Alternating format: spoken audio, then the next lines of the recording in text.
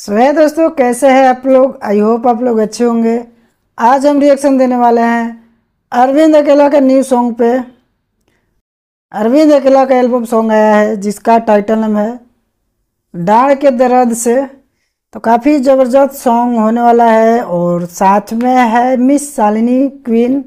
तो गाना तो भाई हिट होने वाला है। तो जल्दी से हम गाने को स्टार्ट करते हैं, देखते हैं भाई गाना कैसा है। आप लोग वीडियो को पूरा देखो और वीडियो अच्छा लगता है तो लाइक और शेयर जरूर करना।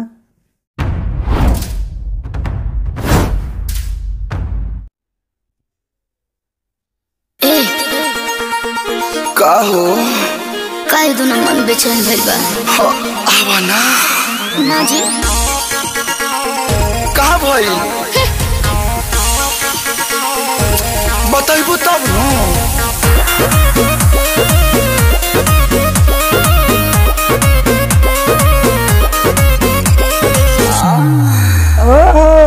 डाल लचका के काहे चलता अंगुरी पर मुंह लेके मलतारू ए धा काहे हो बताओ तनी देहिया में खून के बा कमी भाई। अच्छा काहे तूने नून खानी गलता भाई साहब बिजुरी का तार कहा छुआने डाल का दरो दिया से का हो डाल का दरो दिया से मुनी राजा कोमर का दरो दिया से मुनी भाई सॉन्ग बहुत ज़्यादा अमेजिंग है।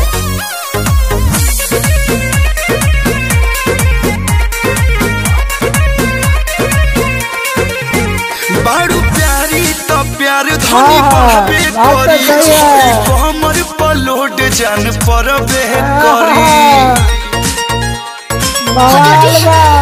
हो छोड़े राजा छोड़े हो खता को मजोरी लाल ओठ लालिया पे ओठ जाने गोरे पेड़ पते मलखा चुवाने राजा दरो दिया से डाल के दरो दिया से राजा कोमर के दरो दिया से मुनी राजा हिला दिले हो भाई साहब।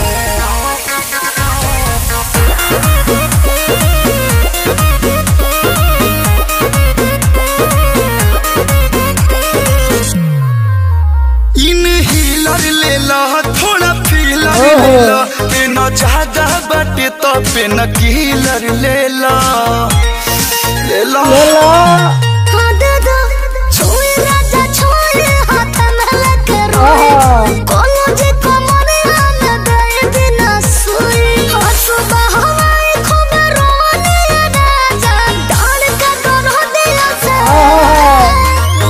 डाल का दरो दिया से राजा कोमर के दरो दिया से मुनी राजा आज भर छोड़ दे छोड़िए। ये गाना बहुत ज़्यादा प्यारा है, सुनने में बहुत मज़ा आ रहा था। इंटरटेनमेंट सॉन्ग है, रोमांटिक सॉन्ग है, सुनने के बाद बहुत ज़्यादा मज़ा आ रहा है। उससे भी ज़्यादा भाई वीडियो देखने में आ रहा है। भाई शालिनी क्वीन का हॉटनेस, खूबसूरती देख के भाई लोग दीवाना हो रहे हैं आजकल भोजपुरी में। तो गाना लिखे हैं आशुतोष तिवारी, म्यूजिक दिए हैं प्रियांशु सिंह, सिंगर है अरविंद अकेला, कलू एंड शिल्पी राज और फीचरिंग की है मिस शालिनी क्वीन। तो भाई साहब इस वीडियो में बात करेंगे भाई, अभी तो वीडियो की बात करते हैं, बाद में वीडियो करेंगे।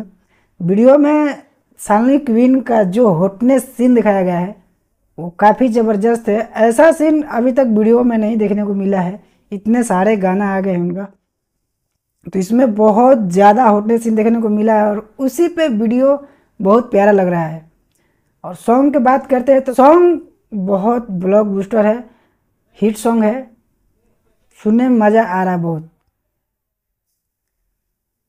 तो यही गाना अगर पावर स्टार और ट्रेंडिंग स्टार ने गाए होते तो भाई इस गाने का क्रेज बहुत हाई रहता और साथ में वो शालिनी क्वीन, तो भाई और मज़ा आ जाएगा। तो ये वीडियो काफ़ी ब्लॉकबस्टर है, आप लोग जाइए डिस्क्रिप्शन में लिंक है, वहाँ से सुनिए और कमेंट में अपना जवाब ज़रूर देना। और मेरा रिएक्शन वीडियो कैसा लगता है कमेंट सेक्शन में ज़रूर बताएं। तो चलिए मिलते हैं नेक्स्ट वीडियो में, बाय।